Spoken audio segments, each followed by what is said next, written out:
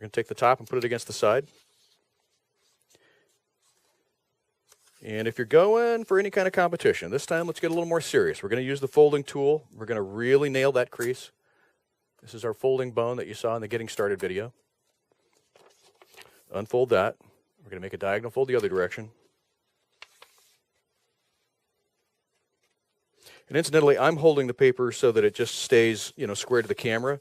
You might want to spin this around as you're making these creases. It might be sort of awkward for you to do this, but feel free to move the paper around. I'm just doing this for the camera so you can make sense of the direction the paper's oriented. A lot of times I'll spin it around as well. Okay, so now we've got nice sharp creases going through the paper. It's an X. We're going to take one side and lay it against the crease. I'm going to zoom in here now and show you that I am just leaving a little bit of space. I'm going to shut one of the lights off so you can kind of see this better. I'm leaving just a little bit of space, about 1.5 millimeters, maybe 2 millimeters at the most, between that edge and the crease. You can kind of see that there. When I turn the other light on, the lighting becomes a little bit too flat. You can't really make it out. But I'm leaving just a little breathing room there so that when you start folding the layers over each other again, they won't bunch up. You want everything to lay nice and flat. You want the sharpest configuration you can on this. And if I back out, you can see that I'm just laying that whole edge right against the X there, making a really sharp crease. Going to unfold that. Then we're going to do the same thing to this side. Put that side right against this other diagonal crease here. And again, I'm leaving the same amount I left before. Try to be precise with that. If you've gone 1 millimeter on the other side, go about the same amount on this side. Go 1 millimeter on this side as well. If you ended up at 2 millimeters on the other side, go 2 millimeters here. Symmetry is the main thing. You want those layers to be, flat, and you want them to be exactly the same configuration. So there we go. We've made a diagonal fold that way, this way, taken these guys to the diagonal, and now we're going to leave this one folded this time. Fold over the top there. It doesn't really matter which one you put over the top of the other one. That's not a problem. And now we're going to fold right straight down along, just so that we meet this corner right here. We're going to fold the top down. I'm going to zoom in a little bit here. And you can line these edges up here. You want this crease here to line up with the crease just below here. So you want it to be one continuous line as it goes along here. And so you'll be just to this side of this raw edge here, this raw edge that we left just short. You're going to be just on the other side of that, and you're going to be lined up with the creases. Now, you'll notice when you do that, you start to get bubbling here.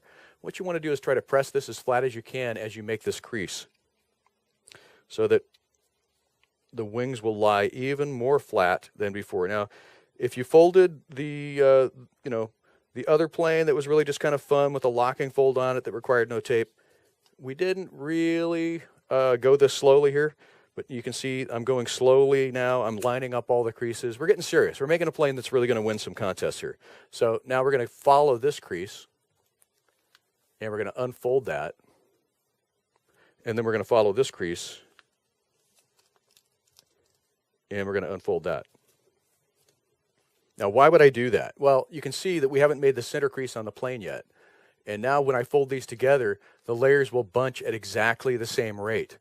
And now I can leave those guys together, and I'll flip this around and fold it in half, and I'll nail the front edge here, and then I'll start to get this rear edge going here.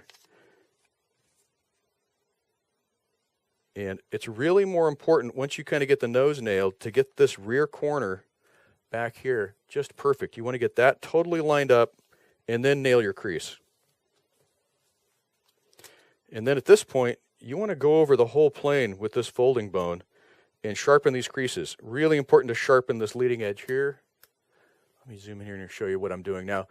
The way that I'm doing this, I'm going from where these layers meet right here and raking down toward the nose. That is really important. You don't want to rake back this way yet. If you do, you'll fall off this edge here, and you can put a hole in the wing right there. So press pretty hard, raking forward down the nose. Flip it over and do that again. Rake really hard right down the nose. And again, you want to start just downstream of where the layers end here. You can kind of do a Braille method, kind of hang on to it right there, and rake down like that. And you want to flatten everything. This crease right here on the bottom of the plane, make sure that's nice and flat. Make sure we're flat here. Make sure the fuselage fold is flat. I'll just rotate it a little bit so I can just sweep straight down. Everything wants to be really crisp, really crisp. Big key to making a competition plane. Now we're going to make wing folds. And I always just, I don't know why I do it this way, but I always start with the nose pointed to the left, and I do this wing first, which is actually going to be the left wing of the plane. So I always start with very close to the nose, right about here, and then I keep an eye on this raw edge right here, and we're going to roll that over so this raw edge just kisses that corner. It's just going to be right there. Now, I'm doing something that's not obvious here. I'm using my thumb as I roll that over to bunch these layers up here so that this top layer can't slide. If I go like that, see how that top layer can just slide away? We don't want that. That's bad news. So you want to hold that with your thumb or another finger. Hang on to that. Keep an eye on that. And we're starting really close to the nose. You don't have to be right on the nose. You can give yourself a little bit of space there.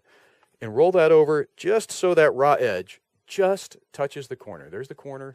And we're just touching the corner. That's how you get your wing fold consistent every time. That's the marker right there. And we're not going to crease this edge yet. We're going to do that in just a minute. First, we're going to flip this over. Make sure that our layers are nice and clean there. Kind of lean on that from this side. Now we're going to break over right here. You can have a look at that. Make sure you're breaking over at the right place. I can use my thumb to just kind of make sure that that's happening on the right point there. Lay it back down, and then start to roll that over. And again, we want these layers to line up perfectly on the wings here. We want the wings to match just perfectly. Most important thing on a competition plane that you're going to throw very hard is that these creases right here meet precisely in the same place. Fractions of a millimeter count at the tail of the plane. If that's off at all right there, that's bad news. So you want that to be very, very precise. It just needs to feel like one sheet of paper at the back of the plane. Okay, now, we're starting to get kind of that wing shape that we want. And I'm going to bring in my clip device here, my bag clip. I'm just going to clip that on there, and we can kind of see what this plane is starting to look like.